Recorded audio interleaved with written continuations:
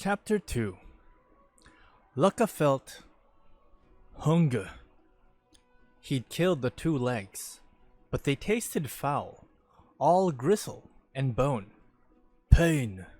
The bolt lodged in his shoulder, tearing at his flesh, and above all, a push, a red light in the back of his mind, a drive forcing him to places he would rather not go, dangers he would rather not face, a foreign imperative.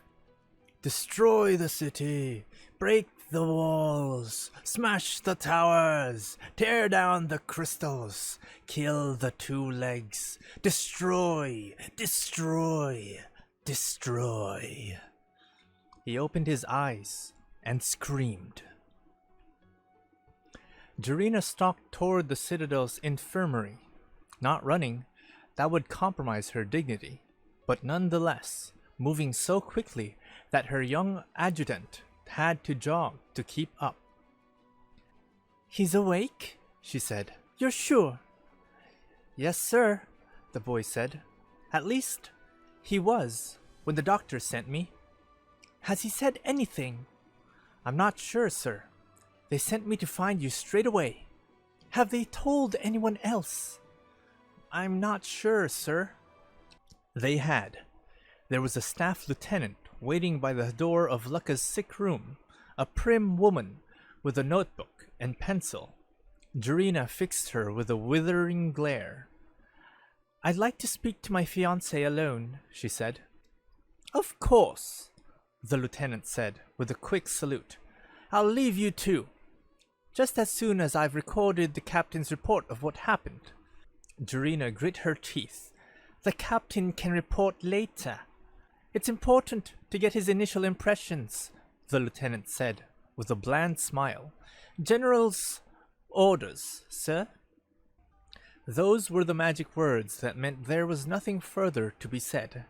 Drannith composed herself, smoothing her features, and opened the door. It was a private sick room, with a single bed reserved for important patients. A pair of doctors, one wearing the crystal-studded armband of the arcane core, stood beside an elevated bed where Lukka sat propped on a heap of pillows.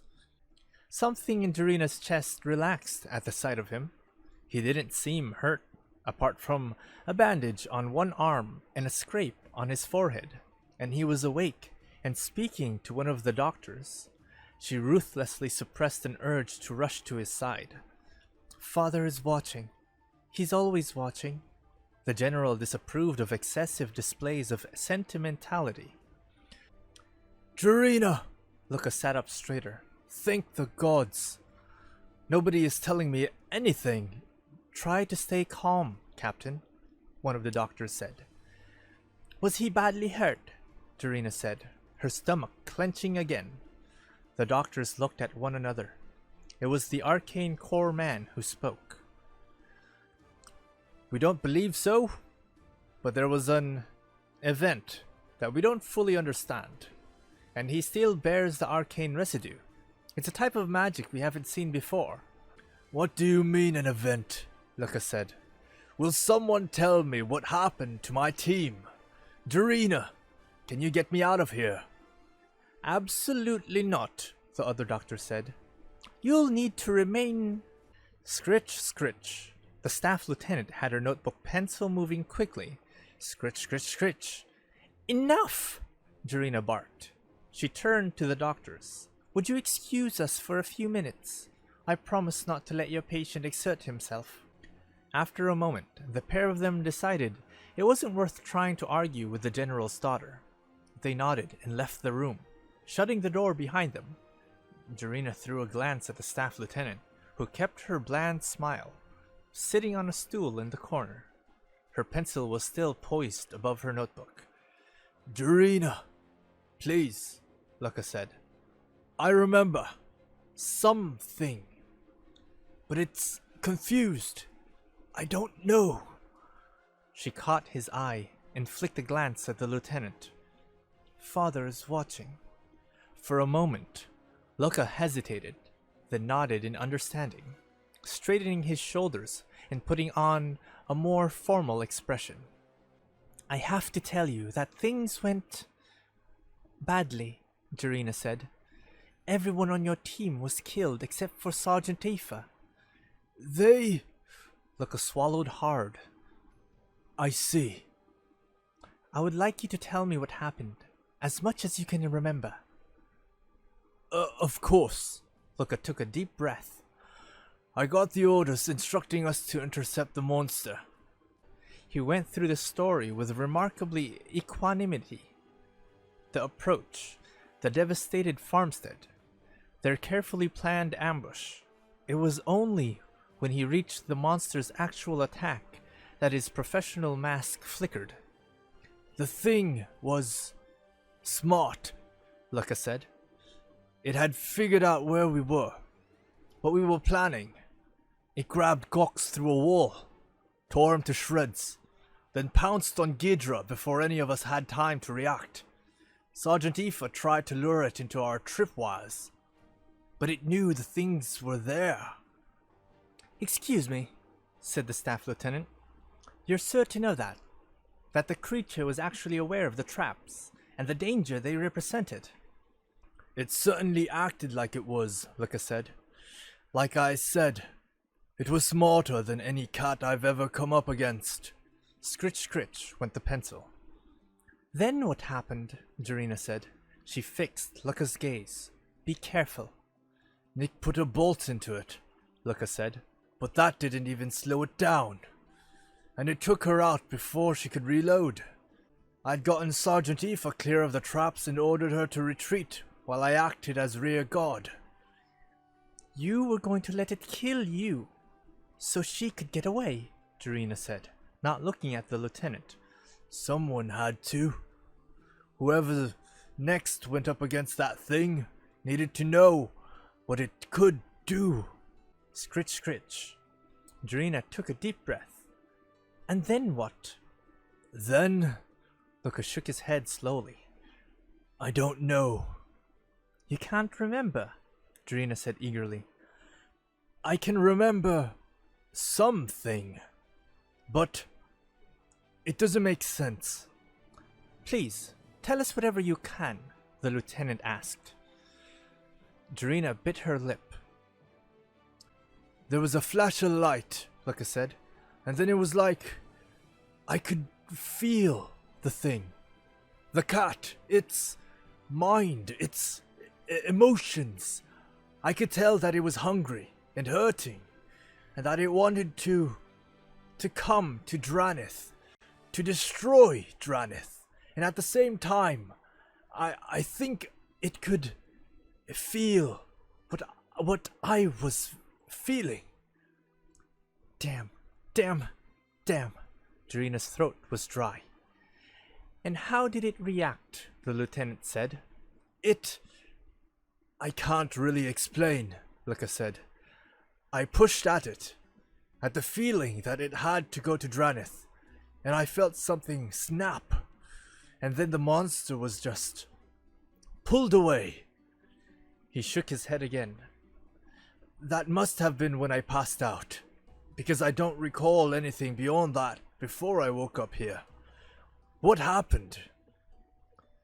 Sergeant Aoife went for help, Jarina said. When she returned with a squad from Sector Defense, they found you unconscious and brought you back to the Citadel. Aoife's all right. Some cuts and bruises, but nothing serious. And... He hesitated. What happened to the monster? Why didn't it kill me? Perhaps it was more badly injured by Nick's bolt than you thought, Jarina said quickly. Watchers on the wall spotted it taking flight from the farmstead, and it went to ground somewhere in the third ring. Teams are still searching for it. I want to go back out, Lukka said immediately. I owe that thing for Gox and Ghidra and Nick. I want to be there when they take it down. The lieutenant closed her notebook with a snap. I should report to the general, she said. Captain Lukka, thank you for your time. I can deliver the report, Jarina said, trying not to let her desperation show. I'll see father this afternoon. He asked me to deliver my notes personally, the lieutenant said. Before Drannith could object, she opened the door and hurried away. What in the name of all the gods is going on? Lukka demanded. Later, Drannith said. She hurried to his bedside and kissed him, and after a moment, he responded, hands gripping her shoulders. I'm sorry, Lukka. I don't have time to explain. I love you. Drannith! She was already pulling away, heading for the door. Drannith had lived in the Citadel all her life, and she knew its passages and stairways better than almost anyone alive. It was full of shortcuts and byways, little tricks that only someone who'd spent her girlhood poking through its disused spaces would know. As a result, she managed to beat the staff lieutenant to her father's office by at least 5 minutes. Unfortunately, this didn't make any difference, because the desk outside General Kudro's office was manned by Colonel Bride, who was his usual cantankerous self. When Drannith arrived, trying not to seem out of breath, he fixed her with a dismissive glare. I need to speak to him, right away. The general is working on urgent business, Bride said, steepling his hands. He was a tall man, and kept his blonde hair in a long queue, as if to make up for the receding hairline on the other end. He's asked that no one be admitted. My father, Drannith began. You're welcome to wait, Bride said, with an expression that indicated he wished she wouldn't. Drannith defiantly took a seat on one of the hard, uncomfortable chairs that lined the antechamber. When the staff lieutenant, still carrying her notebook, arrived a few minutes later, Drannith got up again. She bristled when Bride waved the lieutenant through. I thought you said he was occupied on urgent business, she said. That was his urgent business, Bride said with a nasty grin. Please, feel free to keep waiting. It wasn't long, at least. The lieutenant emerged only a few minutes later, and the general's voice followed her out. Colonel, is my daughter there? Yes, sir, Bride said. Send her in. The general, Bride said, will see you now. Drannith was already stalking past him. Her father's office was on the very top floor of the Citadel, with windows on 3 sides. He had a massive slab of a desk and a corkboard on his wall full of tacked up maps and notices. Other than that, the room was nearly empty, an example of the kind of spare discipline the general wished his officers to emulate. General Kudro, commander of Drannith's Coppercoats, was no longer in the prime of his youth, but he had not allowed himself to go soft. His shaven head gleamed as though it had been polished, and his mustache, though it had gone gray, was still thick and stiffly waxed. He wasn't a tall man, but his presence was such that he loomed large in every conversation.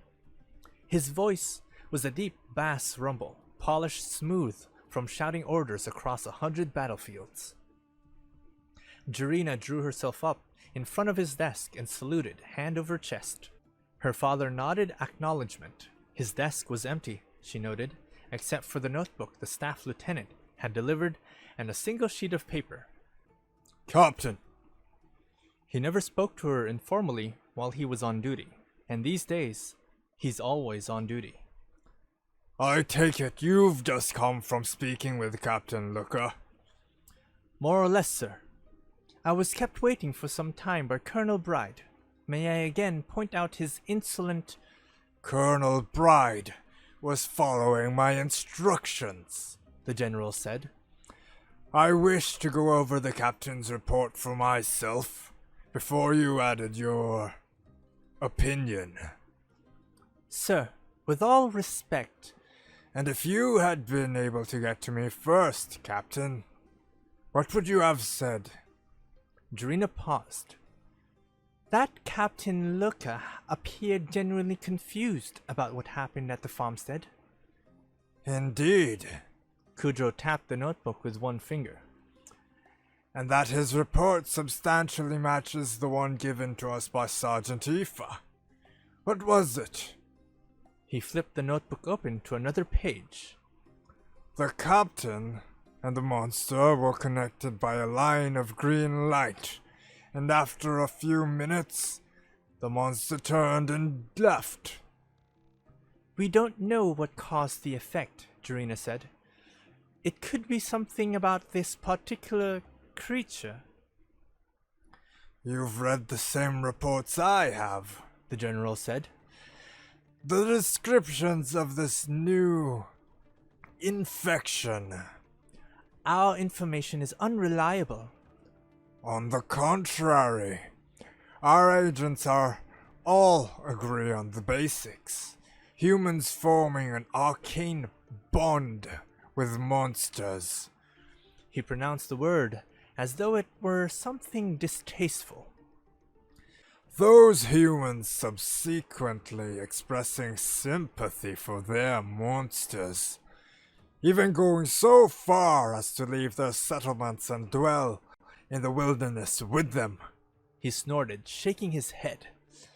We knew it was only a matter of time before the sickness came to Drannith. I will not allow it to gain a foothold here. Sir, Drannith schooled her face to stillness, though her heart was racing. You know Captain Lukka. You've known him for years. In all that time, have you ever had any reason to believe him less than loyal to this city? Of course not, the general said. I would hardly have agreed to your marriage otherwise. Then why should we think he'd be disloyal now? If anything, this effect might work to our advantage. If he can communicate with monsters, then perhaps... There is no perhaps, Kudro snarled. And there will be no communication, because there is nothing to communicate with. The monsters desire nothing but the destruction of humanity. They do not make bargains, and the only thing that holds them back is the iron-hearted bravery of every man and woman in the Coppercoats.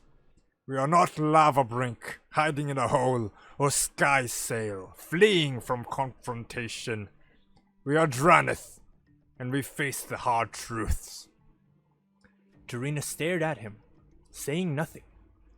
The general tapped the notebook again, and it slid to the side. Even reading upside down, Drannith could make out the heading on the paper underneath. Detention notice for Captain. She kept her gaze on her father's face. In this case, the truth is that Captain Lukka is compromised. Do not let your emotions cloud your judgment. And believe me when I say this is far from easy for me.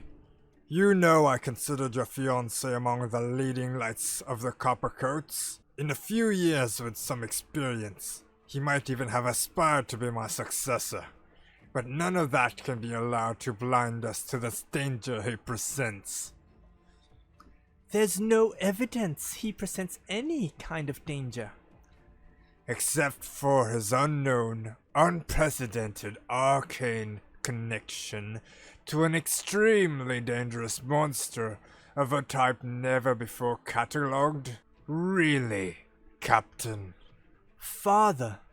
Drannith choked back a fury. Please!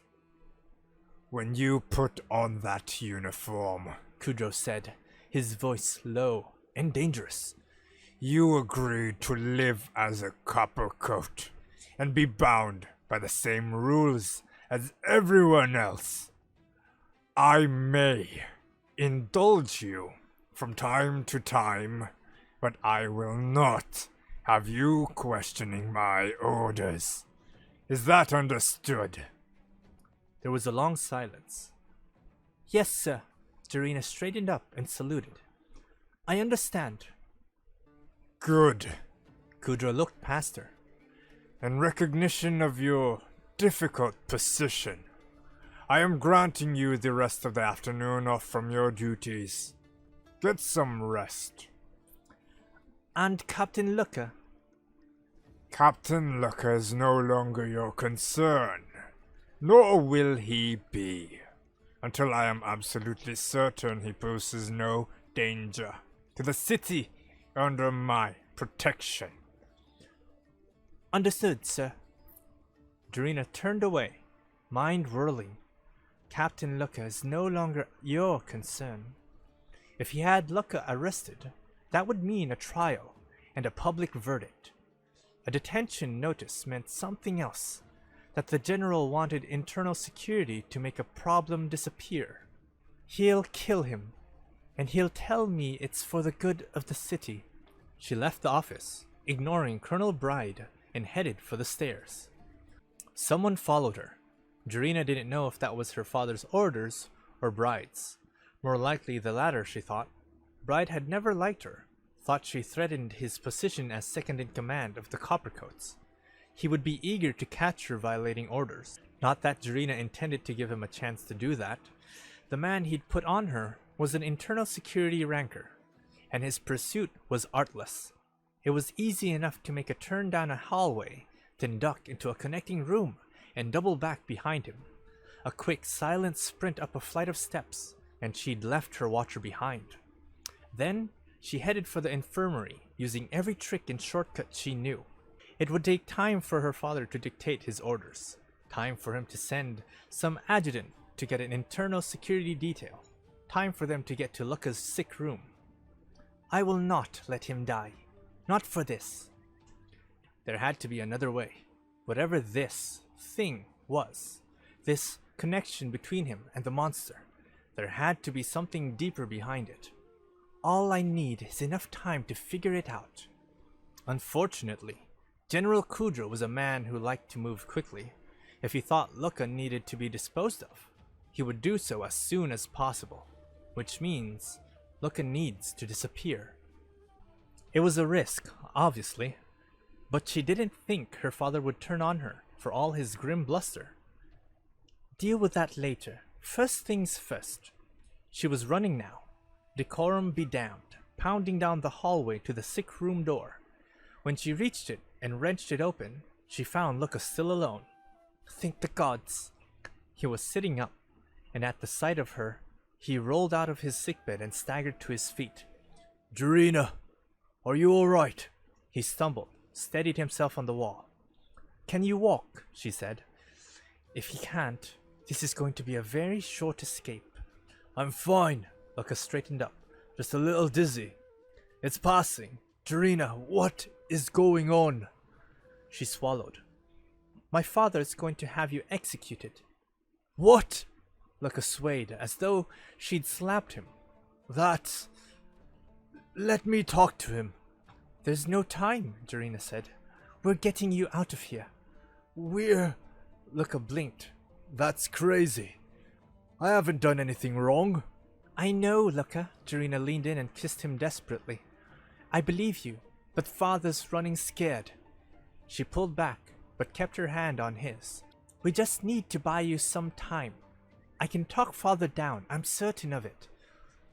Lukka stared at her for a moment. His features hardened, slipping back into his role of captain of the specials, sorting plans and contingencies. What about you? He said. If I escape now, he'll know you helped me. I have an idea. Drannith drew her knife from its sheath at her belt. Just follow my lead. Let me go! Drannith's performance was very convincing, to the point where Lukka found it difficult to go along with the charade. He held the woman he loved tight against him with one arm, while holding her own knife against her throat with his free hand. Step by careful step, they descended the main stairs, headed for the ground floor of the infirmary. Get out of my way! Lukka growled at the internal security squad on the landing in front of him. You know who this is. Let me go! Drannith shouted. Lukka, you treasonous dung scorpion! Behind her back, where no one could see, her hand squeezed his a little tighter. Lukka took comfort from that and tried to put every ounce of viciousness he could muster into his voice. I'll kill her, he said. Get out of my way! The internal security sergeant barked an order, and the squad scattered. Lukka continued down the stairs, past the landing, and through the swinging doors that led to the kitchens. More internal soldiers were waiting there, but they stayed well back, with the terrified servants clustered behind them. Past the big tables full of half-butchered game and the pots of bubbling soup on the cookfire, another door beckoned, leading out into the kitchen garden. Nearly there. Stay back, Lukka said, turning slowly so he was backing out of the door with Jarina in front of him. Back! Captain, one sergeant ventured. Let her go, and we can talk. Jarina gave a squeak, as though Lukka had pressed the knife closer. Lukka's heart flopped in his chest, but he kept his expression fierce. Back! They were at the door. Behind them, the garden was clear, though it wouldn't be for long. If this doesn't convince the general, I don't know what will. Later, Jarina had promised she would reveal the ruse and reassure Kudro that she'd never been in any danger. Until then, though, he's going to be mad as hells. All the more reason to get away. Lukka bumped the door open behind him and backed through. Jarina squeezed his hand again, and he squeezed back. No, follow me! He barked for the look of the thing. Small chance of that.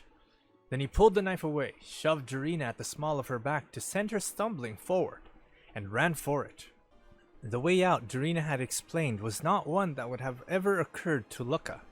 He'd always come to the citadel through its front entrance, massive doors that were only closed in times of extreme danger, guarded by a picked detail of Coppercoats. He'd known there were other ways in, but only in the same vague way that he was aware someone had to cook the meals and do the laundry. Jarina, though, had been a girl in the citadel, and she'd explored it with a child's thoroughness. The kitchen gardens, she explained, were surrounded by a low wall and directly abutted a whole district of close-packed slums where the servants of Drannith's military elite lived.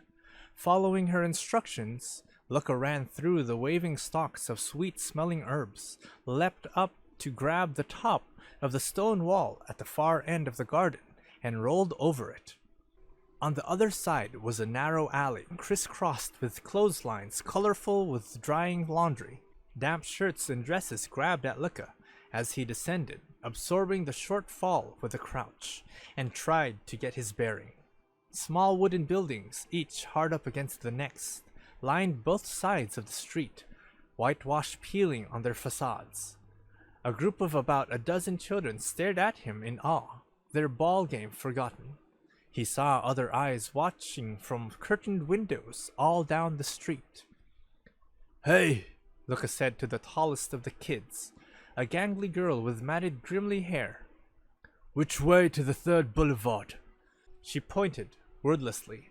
Lukka grinned at her, and broke into a jog. He dressed in his uniform, still soiled from the mission, but better than hospital whites. Once he got clear of the immediate vicinity of the citadel, he had some hope he'd be able to bluff any soldiers he encountered. How quickly is the general going to spread the word that the commander of the 1st Specials has gone rogue? Alley fed into alley, and soon Lukka could see the larger buildings lining the 3rd Boulevard, one of the elevated highways that radiated out from the citadel to all points of the compass. A switchbacking stairway, topped by a crystal warning tower, led up to the road, but Lukka stopped a block away. There was movement on the highway, lots of movement. Soldiers, coats flapping, hurrying out by squads. Either some monster has chosen this moment to attack the city, and he couldn't believe he'd have that kind of luck, or else the general really has gone paranoid. Tracking down Lukka didn't justify turning out half the garrison, but here were the Coppercoats, streaming along the highway in a major mobilization. And if they're here, they're going to be everywhere. Lukka pulled back into the shadow of an alley. This may be harder than I thought. Over the course of the next few hours, he made a number of decisions. Jarina had intended for him to hide somewhere in the city. It had been a good idea to find some anonymous flophouse where he could lay low for a while. But she'd underestimated the scale of her father's response. There were Coppercoats everywhere, not just internal security, but regular troops sweeping the main highways and establishing checkpoints at major intersections. If they were going that far, there was nowhere in the city that would be safe enough, and in any event, Lukka had spent hardly any time in Drannith over the past few years. He had little idea who would be safe to trust. Outside the wall, on the other hand, matters would be different. He had contacts, men and women the first specials had helped, who he thought would help him no matter what they'd heard from the Citadel. He knew the ground, could hide in the forest if he had to, take to the places others avoided because they were worried about lurking monsters. The irony of his life was that, after 2 decades defending his city, he knew the monster-haunted wilderness better than the place he was fighting for. Getting beyond the wall was easier said than done, however. He'd hoped to beat the news of his flight, but cut off from the highways, he'd been forced to take the long way around, working through alleys and side streets toward the edge of Drannith. Couriers moved back and forth on the elevated roads, and no doubt the entire garrison had been put on alert by now. He'd aimed for one of the small western gates, where there wouldn't be much civilian traffic. It had seemed like a good idea at the time. The watch on those gates was usually smaller and less attentive, but now that he was here, crouched behind a wagon, a block or so from the wall, it was starting to seem like a bad idea. At a larger gate, he might have tried to blend in, gotten rid of his uniform, and hoped to hide among the stream of merchants that were always coming and going. Here, though, there were only a half-dozen soldiers watching the postern-sized entrance. There was no chance they'd miss him. He had his sword, of course, and he doubted the kind of recruits and old-timers who were assigned to guard duty would be much of a match for a captain of the specials. But that would mean drawing blood against his fellow Coppercoats, and Lukka wasn't sure he could do it. Besides, it would only make it harder to come back. Up until now, he'd only threatened Jarina and run away. Hopefully, not unforgivable crimes, when she explained. If I kill somebody, though, It hardly mattered. I can't kill some kid in her first year of service just for obeying her lawful orders. So stealth was out, and fighting was out. That left a bluff, and hoping like hells that these soldiers hadn't paid close attention to their new orders. Lukka rubbed a knuckle on the hilt of his sword, straightened his cloak, and tried to stroll toward the gate, as though he didn't have a care in the world. As he'd expected, the half-squad on duty was a mix of kids and old-timers. There was an old sergeant, a man with a bushy salt and pepper mustache and a shiny bald spot, with an older woman as his corporal and 4 teens in badly fitted armor. At the sight of Lukka's insignia, they all straightened up and saluted, fists thumping against their armor. Afternoon, Sergeant, Lukka said with a genial nod. Keep up the good work. Yes, sir, the man said. Thank you, sir. Lukka passed through the gate and into a small copse of trees growing against the city wall. For a moment, he thought it was going to be that simple, but the corporal had bent toward one of the kids, who was pointing and whispering urgently. Lukka caught the words specials and orders. Sir! The corporal and 2 of the kids hurried through the gate and stepped in front of him, blocking his path. She looked apologetic. May I see your identification? Is that necessary? Lukka said, trying to look perplexed. I didn't think we were worried about people sneaking out of the city. We've received new orders, the corporal said. A captain in the specials had turned traitor. He nearly killed the general's daughter. I'm sure it'll turn out to be a misunderstanding, the sergeant said, moving to Lukka's side with the other 2 rankers behind him. But orders are orders. Your identification, please.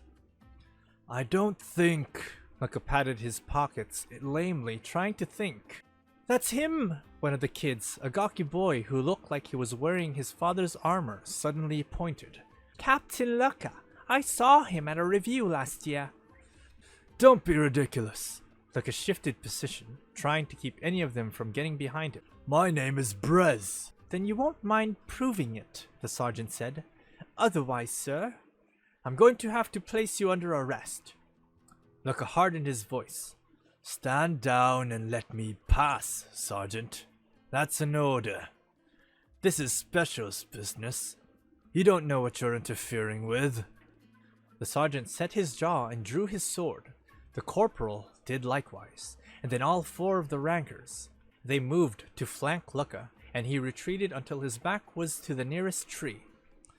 Put down your weapons, sir, the sergeant said, and we'll escort you to the citadel. I don't think I can do that, Sergeant. Lukka put his hand on his own sword. I don't want to hurt any of you. I can't. 2 old veterans and a bunch of pimply teens. What the hells am I supposed to do now? They stepped forward. The boy in the 2 large armor's hand was shaking, making his sword point waver. If I run, would they really stab him in the back, in cold blood? He evaluated the look on the sergeant's face. Probably, but something planted itself in the dirt between him and the sergeant, with a hiss and a thunk. It was an arrow from a hunter's longbow rather than a military crossbow, its fleshing still quivering. Just as Lukka and the sergeant turned to look for the shooter, green energy burst out from where the arrow had struck, a whirl of translucent motes that shifted and settled in the form of an elk? Something like an elk, anyway. It was larger than any elk Lukka knew, and bulkier, but with the same general proportions and the same large rack of antlers. The animal was composed entirely of translucent green light, with the guards clearly visible through its body, shimmers of energy swirling constantly on its flanks. It snorted, one paw stamping at the dirt. What in the hells? The guards were backing away, the kids looking to the sergeant. He blew out through his mustache and brandished his sword. Captain, dismiss this magic at once, or... The elk charged him, antlers lowered. The sergeant shrieked and dove to one side, dropping his sword, and the creature swung its head and swatted him on the rear end as it passed, sending him rolling into the dirt. One of the kids swung wildly at the thing as it went by, her sword tearing a long line of green sparks down its flank. The elk whirled, furious, and she squeaked and ran for it. The corporal bellowed something about holding firm, but another arrow hissed out of the dark and struck the ground behind her. More green sparks gouted forth, shaping themselves into the largest pig Lukka had ever seen, bristling with stiff fur and thick with muscle. It charged the corporal with a wild squeal, bowling her over and clambering onto her back with triumph.